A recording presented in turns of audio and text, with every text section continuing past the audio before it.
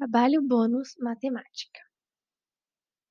Bom, o exercício nos dá um prisma reto que possui duas bases que correspondem a hexágonos regulares. A medida de 5 centímetros corresponde ao lado do hexágono e a medida de 10 centímetros à altura do prisma. Na letra A, o exercício pede para a gente determinar a área da secção desse prisma formada pelo plano que passa pelo A, C e a linha. Feito isso, a gente vê que forma um retângulo e a gente encontra um quarto ponto, o C'. Colocamos as medidas correspondentes aos lados e à base do hexágono e a gente descobre que forma um triângulo que tem uma altura.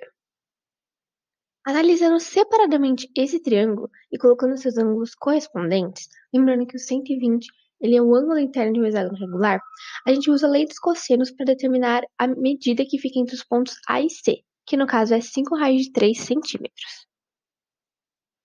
A esse valor, a gente multiplica 10, que corresponde ao lado do retângulo, já que ele pede a área da secção. E isso dá um total de 50 raios de 3 centímetros quadrados. Na letra B, ele pede para a gente determinar o volume do cone reto inscrito no prisma. Forma-se na base um triângulo equilátero, e o raio equivale à altura do triângulo equilátero. Assim, para a gente achar o raio do prisma, é só a gente colocar ele e substituir na fórmula da altura do triângulo equilátero.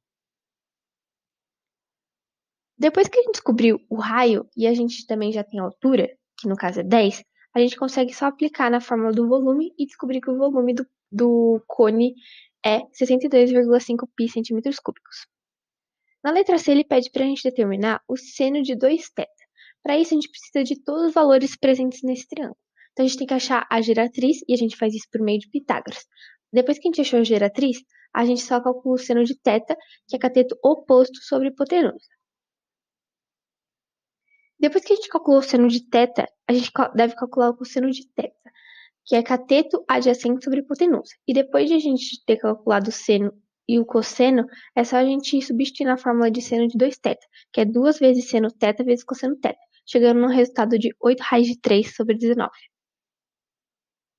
Na letra D, ele fala que a gente dispõe de 5 cores distintas para pintar esse prisma.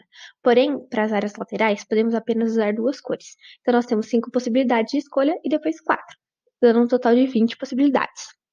Agora, analisando separadamente suas bases, sobraram apenas 3 cores para serem pintadas, e ambas as bases podem ser pintadas da mesma cor.